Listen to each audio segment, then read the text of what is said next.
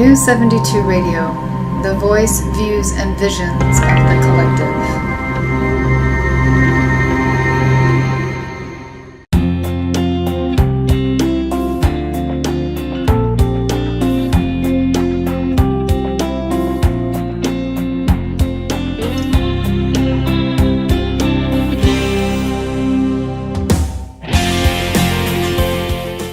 Mary Burger here, and I am with ComputerDiva, and I have a computer repair company that operates out of Vancouver, Washington, and mostly Vancouver and the greater Portland, Oregon area.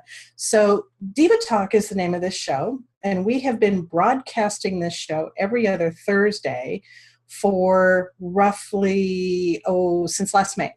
So this is our first experiment with going live on Facebook. So if there's any glitches, or you may not have seen me at the beginning, maybe I wasn't here on video, but you heard me talking. It's just we're getting used to Facebook Live, so bear with us while we go through this. So a little bit about my business. Like I said, I fix and repair computers in the Pacific Northwest, although I have customers all across the country. And you can reach me at computerdiva.biz. My Facebook page is ComputerDiva WA, which stands for the state of Washington. And you can reach me on Instagram at ComputerDivaMJB, and on YouTube at Strictly ComputerDiva. And I've got lots of videos out on YouTube. If there's something you need to watch, educational topics, how to do backups, all sorts of stuff. So check out my YouTube page. We are also recording this on the Zoom platform. That's the platform we've been using now since last May. And from the Zoom platform, you can either participate live on Zoom. Our meeting room is 590-101-489. And I'm not even going to give you the phone number to call in for Zoom tonight to be live on the air with me, because with this being our first show live on Facebook, I don't want to muck it up too much. So in the future, you'll be able to do that. So I'm going to talk about a couple of different things tonight. I'm going to try and keep this to about a half hour, 40 minutes max. If for some reason you miss this, or you have to skip on out because you have other plans, no problem. This will be posted on YouTube probably by the weekend, so don't worry about that. So one of the first things I want to talk to you about tonight is computer scams. And computer scams are running rampant. And I get phone calls from clients several times a week, wondering if they've been scammed, or maybe they're on the other line with somebody thinking they're being scammed, but they're not really sure. So one of the first things I want to tell you about is you will probably, if you haven't already, receive a phone call from somebody claiming to be there from Microsoft or some other tech company. And they're telling you that your computer is full of viruses, and if you don't do what they ask you to do, your computer is going to blow up and the world is going to end. It's a scam. Microsoft doesn't care what's going on with your computer. They don't know what's going on with your computer. There is no way that anybody out there knows what's going on with your computer. If you are running strong antivirus software, it has a firewall built in, and nobody can get into your computer unless you let them in. So when you get these phone calls from Microsoft, or it could be from Comcast, or it could be from CenturyLink, they are posing as employees of these companies, and you're usually going to find that they will have a foreign accent. That's your first clue that this is a scam. The caller has a foreign accent. And what I have found is that these may be employees of these companies, but they may be going rogue, going out on their own and making these phone calls because they can make a lot of money at it. They are also part of organized crime from Eastern European companies that are making huge amounts of money off of calling people and claiming to be a tech company and scaring them into, first of all, giving them your credit card number, and then second of all, allowing them onto your computer to fix whatever's going on. And I guarantee you, the minute you let them onto your computer, they are planting something on your computer to track your keystrokes or track where you're going on the internet. It's not good news. So the takeaway I want to give you here is that if you ever receive a phone call from anybody saying there's something wrong with your computer, hang up immediately. Don't even engage them in a conversation. I actually had somebody call me last week, and I hung up on them, and they called me back, and they weren't very nice. So you don't have to listen to their conversation. You don't have to take it. Just hang up on them. So that's the first thing, the phone call scams. The second biggest type of scam you're going to see is you might get a pop-up window on your computer that will all of a sudden appear, and it could be, bells could be ringing, it could be somebody talking and saying you have, maybe a gazillion viruses on your computer, and you need to call the 800 number that's on the screen. And it's just like the phone call. The minute you call them and let them into your computer, that is when they will plant something malicious on your computer. You do not want to give them your credit card information, and you don't want to let them into your computer. If you receive one of those pop-up windows on your computer, shut your computer off. Just click on the start button and click on shut down. If your screen is frozen and you can't get to that, press and hold the power button on your computer until the screen goes black. And just leave it that way, I'd say for 5 or 10 minutes. And you can turn it back on, and 99.9% of the time, your computer is going to be fine. Because at that point in time, you have not allowed anybody into your computer. The only thing you've gotten is the screen trying to scare you. And the official term for that is drive-by scareware. So basically what happens is you've gone to a website, the website has an ad on it or several ads. One of those ads has become infected with a virus. The minute you go to that site, the virus behind that ad is invoked, and it pops up on your screen, and it tries to scare you into calling that number. Never, ever, ever, ever, ever call that number. And I'm pretty adamant about that, because I get calls from clients every week saying, hey, I've got this screen on my computer, and I called the number and I let them into my computer, and then I have to go through the process of cleaning it all up. And not only did the scammer charge their credit card, now I'm going to charge them to clean it up. So it could be extremely expensive. The third, I'm not even going to call this a scam, but I kind of put it in the scam category. And I put it on my list to talk to you about tonight, my little list here, because I saw the story on the news tonight. And it had to do with a local internet company, and they have upgraded to fiber optic lines in the greater Vancouver, Portland area. And there's been a lot of complaints about them. They have sent salespeople door to door saying, we've upgraded, your neighbor just signed up for us, and they're paying, $100 a month for internet, phone, and TV, and you can do the same thing too. So what happens is you let them in, you do all the paperwork, you sign up for their service, they leave your home, they don't leave you with a copy of the paperwork. So you have absolutely no proof of the deal you've signed up for. And then in a couple of days, the equipment shows up, you install it, you might have to call them and have them help you through it. And then the next thing you know, you get a bill for $300 or $400, and you have absolutely no proof of the deal that you signed up for. So I think what I want to say here is that what's happening is there are so many people cutting the cord to cable TV or cable TV.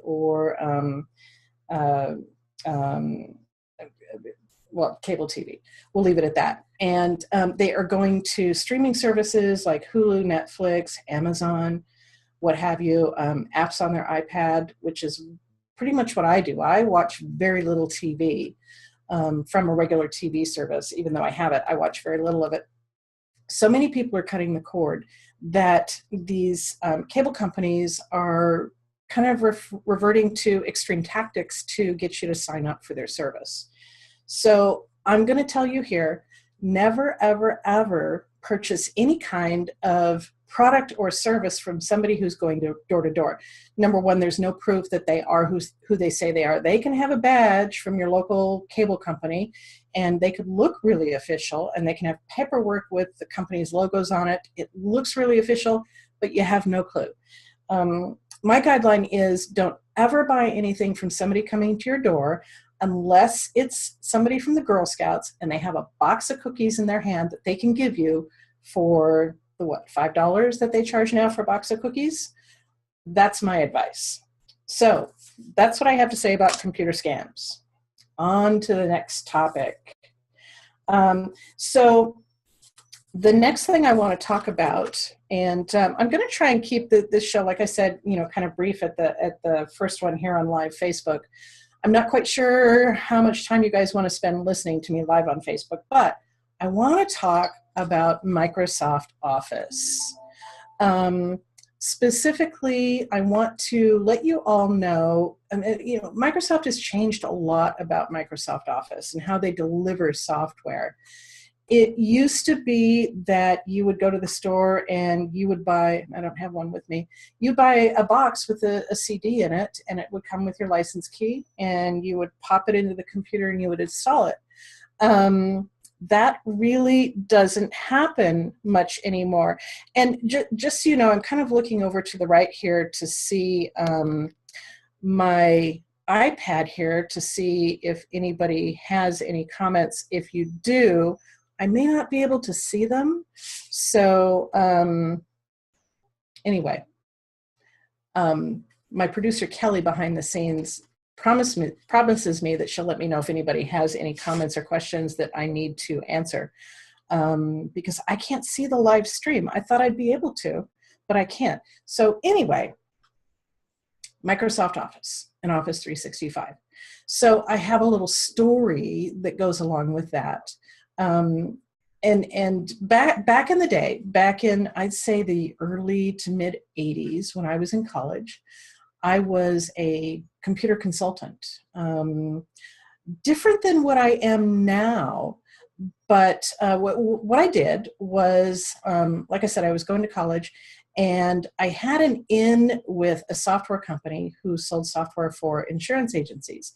And that was back in the day when insurance agencies were just starting to automate. It was really, really popular for insurance agencies to kind of move from paper over to automation. And anytime a salesperson made a sale in the area, they would contact me and say, okay, the agency is now going live on their software in whatever, 2 weeks. They would hire me to enter all the data into the system, all the customer records, all the policy records. And so one day, and this was down in Southern California, in the San Fernando Valley, just north of Los Angeles. And it was a Saturday, and I was working for one of my clients, and I was charging $6 an hour back then, if you can believe it. Anyway, I was sitting in their office. I was there alone. I was furiously typing, doing data entry from paper files into the computer. And I happened to look out the window. I was up, I think, up on the second story. And I looked out the window, and I looked down onto Ventura Boulevard, which was one of the main drags in the San Fernando Valley. And across the street, there was a new shop going in, and I noticed the name of the shop. It was called Software Pipeline. And I thought, well, that's really interesting. And this was when, personal computers were just starting to come out. And I had a personal computer. I had gone out and bought one. And so it had no hard drive on it. It had 2 5¼ floppies. That was back in the day when floppies actually did flop. And so Software Pipeline, I made a mental note to walk across the street when I was done with my shift and take a look and see what it was all about. So I did, and it turned out to be a store. It was a retail store where it was almost like a video store, where you walked in and they had shelves down aisles, and they had software boxes sitting on the shelves, and you can go in and you could rent the software, which was an amazing concept as far as I was concerned.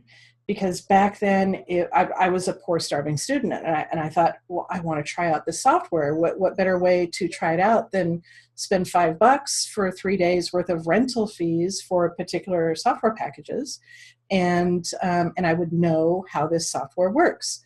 So anyway, if you can imagine, they didn't stay in business very long. It was probably maybe 2 years later they went out of business. And it was basically because the software companies had pretty much figured out that, wow, okay, these people are renting these software packages. People are taking them home and they're copying them. They're copying a floppy to a floppy. And there was no such thing as security on these floppy disks to stop you from copying them. So people were losing their shirts. Software Pipeline lost their shirt, and the software companies lost their shirt. So anyway, very, very old way of software distribution.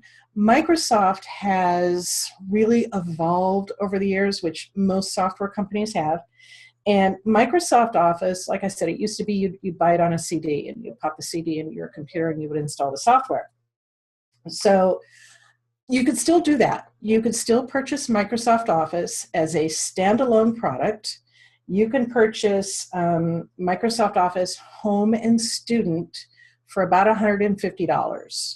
And that will give you Word, Excel, OneNote, and what's the fourth one? I can't remember what the fourth one is. Anyway, it does not include Outlook for email. Home and Student is Outlook free. So it has 4 pieces of software in it, $149.99, and you can load that onto your computer for as long as you want. It will stay the same. 5 years from now, you could still be using that, and you've just paid the one fee. So then they've also moved into the subscription fees. And with the subscription fees, there's a couple of different flavors. They have the home user, where for $99.99 per year, you can pay and you can get Microsoft Office 365 for up to 5 computers, which is a really good deal. And I did that for a year. And because I easily have 3 or 4 computers in my office at any one point in time that I use on a regular basis. So that was a really good deal for me. They also have what they call the personal edition of Office 365 for one user, and that is $69.99 a year. You can also pay a monthly fee for $6.99 a month, but you get a little bit of a break if you pay $69.99 a year. And it also comes with OneDrive, which is a terabyte of storage on their servers for your documents. And it puts a little folder on your computer called OneDrive, and all you have to do is move your data files into that folder, and you're good to go. And you can access those data files from any computer you have with Office 365 with the OneDrive. Very much like Dropbox, if anybody out there is using Dropbox. I happen to use Dropbox myself because it's what I'm used to. And I just haven't moved to OneDrive yet. Someday I will. So that is on the home side. They have the 5-user edition and the 1-user edition, an annual fee or a monthly fee. Then they have the business edition of Office 365. And it, excuse me, but you probably hear some whining coming from the side of my office. It's my dog who's on the other side of my office door, and I'm not going to get up and let her in. So if you hear her whining, it is what it is. So Office 365 for Business. It's very similar to the 5-user Home Edition, but in addition to the Microsoft Office products, which, oh, and I digress. On the Home Edition, you get everything that's included in Microsoft Office, including your OneNote, your Outlook, Word, Excel, Access, Publisher. I mean, you get it all. And the Business Edition is no different. You get all of that. But you can also incorporate your email into it. You can take your domain, like I have ComputerDiva.biz, and I have incorporated that into my Microsoft Office 365. So it gives me a whole lot more flexibility on my email. I have 2 users in my account, and we each can put the full Microsoft Office suite on as many as 5 different computers. I can also put Microsoft Office on my iPad. I can put it on my iPhone. And we also have collaboration tools with calendars and contacts. So we can create global calendars that we both can contribute to, plus we also have our own personal calendars, and the same with contacts. And there's a whole suite of products that you can get along with that. We can get OneDrive, you can get SharePoint, which is a great way for multiple people to collaborate on documents and have common document storage. So for the business side, it works pretty much the same as the personal, but how you get it, who you contract with to get it, can be a little bit different. The personal side, you're going to go straight through Microsoft. On the business side, there's all sorts of Office 365 resellers out there that you can go through. I happen to go through a company called AppRiver, and I've been doing business with AppRiver for probably 15 years now. And it started off with just, first of all, it was just spam filtering. And then we moved into Hosted Exchange, which gives you business class, solid email with on business type servers, and it allows you to collaborate again with your calendars and your contacts. So AppRiver, they went to spam filtering, then they went to Hosted Exchange. They now, several years ago, went off into the avenue of Office 365, and that who is I get my Office 365 with. And I've got a lot of clients who get their Office 365 through AppRiver as well. You can do it through GoDaddy, but I've heard a lot of nightmare stories of people with Office 365 through GoDaddy. You don't really want to go through them. You can go directly through Microsoft. You're going to pay about the same if you go through AppRiver, but their support is phenomenal. They are available 24/7. All right, I have to do this. All right, come on. In.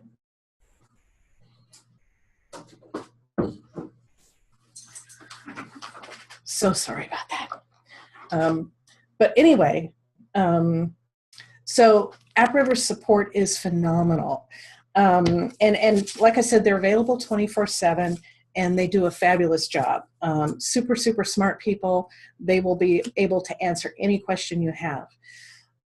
So with that said, I had a couple of questions. One of them being, my producer, Kelly, who was working behind the scenes, Kelly and I had a conversation shortly before going live on Facebook. And her question was, she has multiple email accounts running through Outlook, and I believe she subscribes to Office 365. And so she's got several Gmail accounts that are running through Outlook. And she has noticed that on some of the accounts in her sent items folder, there's a lot of duplicate emails. And she was asking me, what could possibly cause that? So there are 3 different types of emails. One is a POP3 email, which is probably one of the original styles of email, where it means that you set up your Outlook client, it goes out to the email server to pick up your email, and it brings it back into your computer, and it stays on your computer. It's stored on your computer. Then they came out with an IMAP format, which basically said, and you can see down here in the corner, I don't know if you guys can see my finger pointing. Anyway, in the lower left-hand corner of the screen, you can now see the dog that was whining at the door that I let in. Anyway, she has settled down, so I'm thankful for that. Anyway, IMAP email basically says you set up your Outlook client, and it will go out to the email server, and it will pick up your email, but it syncs your Outlook with the email server so that you can put an IMAP type email client on multiple devices. They will all sync with each other, and they'll all be the same. So if you delete an email from one device, it deletes it from the other. So in answer to Kelly's question, my thought was, okay, there's a couple of things going on here. It could be that Gmail has traditionally had issues with IMAP accounts inside of Outlook. So that could be one of the issues. It also could be an issue that with 7 email accounts on her computer, that the sheer volume and amount of email that's syncing at any one time could also be part of the problem. So Kelly just popped in and said, can you also chat a little bit about calendar syncing from Gmail products? Okay, calendar syncing from Gmail into Outlook. Gmail used to have this little piece of software that was really awesome that you could download and put onto your computer, and it would sync the calendar items between Gmail and your Outlook, and everything worked beautifully. But as you can imagine, Google, who produces Gmail, and Microsoft, who produces Outlook, are competitors. And there came a time, I'd say about 2 years ago, when Google took that little utility off of their website. You could no longer get it. And there was really no way to sync Google Calendars between Gmail and Outlook. And I haven't found an elegant way to do this. In fact, calendar syncing between computers and different devices is right now really, really complicated. Okay, so let me just kind of outline this for you. I have Office 365 through AppRiver, so that's considered an Exchange type product. So I have my Exchange Exchange email with my Exchange calendar, which syncs beautifully with Outlook because they're all Outlook products. And then I have my customer software, which also has a calendaring product, and I sync that to Exchange. There's a little sync program that I can sync that calendar with Exchange, so I can see my customer calendar in Outlook. I also have synced that with one of my Gmail accounts. So they have a sync product for Exchange and Gmail. So depending on what calendars I have turned on my iPad, I could be seeing 3 of the same appointments. So I would have to say right now, Gmail and Outlook don't sync very well together.